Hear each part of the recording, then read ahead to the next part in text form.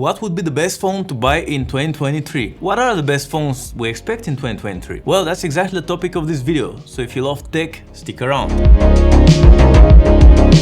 Let's start with the king of Android phones, the Samsung Galaxy S23 Ultra.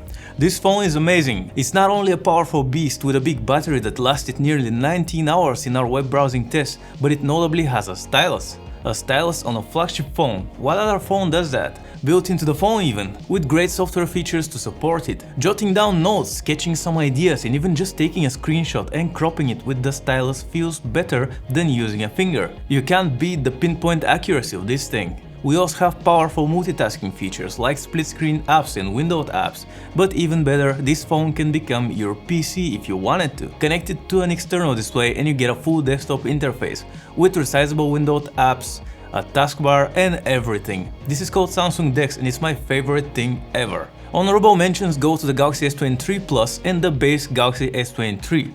Those are from the same series as the Ultra we just mentioned. They just have a different design, smaller screens, cheaper price tags and no built-in stylus. Still the same great software features though. If you don't want an Android phone, then there's only one option for you, an iPhone 15. The iPhone 15 series is going to be released in September and one of the things Apple will be changing this year is a name. The top of the line model will no longer be called Pro Max, but Ultra. So the iPhone 15 Ultra will be the best Apple phone to buy near the end of this year. We expect a redesign with a lighter titanium body instead of stainless steel, with no physical buttons for volume and power, instead using haptic touch keys, and perhaps most notably, no lightning port. Finally, iPhone users will get a USB Type-C port like any other smartphone user in the world, so no more using different chargers. To read more leaks and information about the upcoming iPhone 15 series, check out all we have at PhoneArena.com. And if you don't want to wait for the iPhone 15, we have the iPhone 14 series to recommend also. This is the iPhone 14 Pro Max and it's a beast of a phone. Big display, exceptional performance, top-tier cameras for both photos and videos, and insane battery life. We're talking nearly 20 hours of non-stop web browsing before you may need to finally charge this thing. Of course, if you don't feel like spending over $1,000 on a phone, my favorite iPhone right now is actually the iPhone 14 Plus, and I would recommend that one to most people because it's still a big phone but cheaper than the iPhone Pro Max, much lighter, and without some of the bells and whistles most users don't need anyway. So if all you're looking for is a big and powerful iPhone with great battery life, this is it. As much as I love folding phones, I'll try to keep them off this list, but I can't not mention the Galaxy Z Fold 5. This will be Samsung's 5th generation of book-like foldable phones, and according to the leaks we've seen so far, is going to be a big upgrade. This photo that allegedly shows us the new Z Fold 5 next to its predecessor tells us to expect a thinner design, likely lighter too, and wider. And will this folding phone will have stylus support? I really don't expect it to get a built-in stylus like the Ultra, but the option to buy a stylus for it separately will be there if you want it. You can even get a case with a stylus holder for it, and look how cool this package is!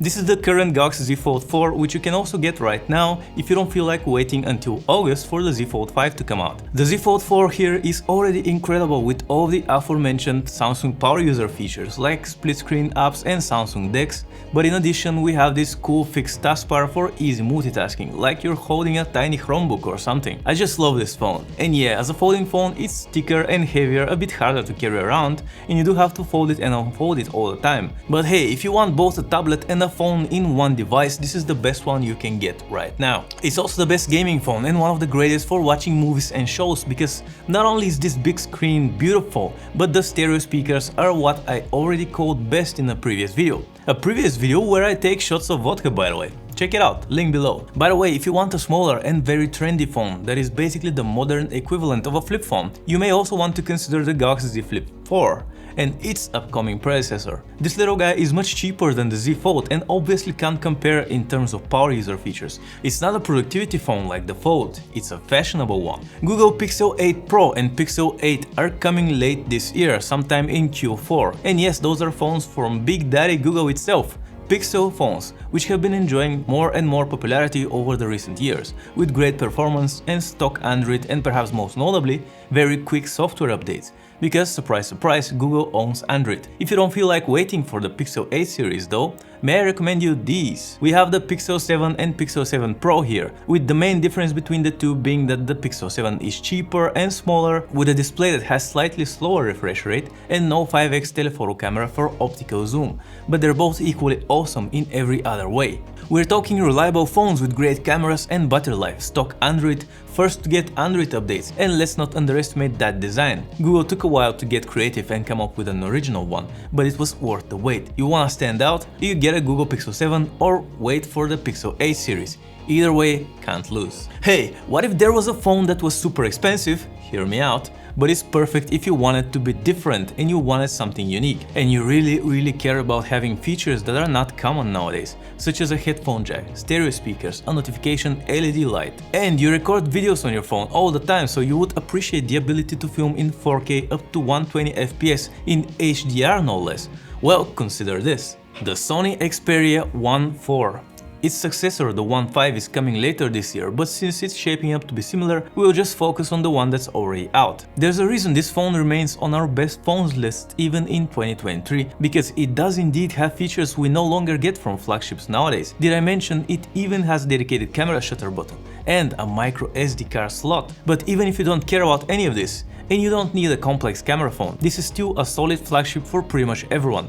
It has a beautiful, minimalist, super widescreen design, great performance, and reasonable battery life. Yes, I would mostly recommend this phone to people who will actually use all of its great video recording features. But the bottom line is, this is a very good, unique flagship. Well, that's it for now. If you don't like how expensive some of those phones are, and you're looking for great budget phones instead, we have a list on our website that can help you, and it even goes sub $300 if you're looking for a bargain.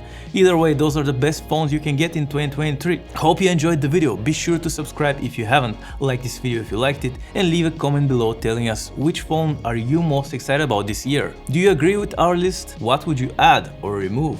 Thanks for watching, I'll see you next time.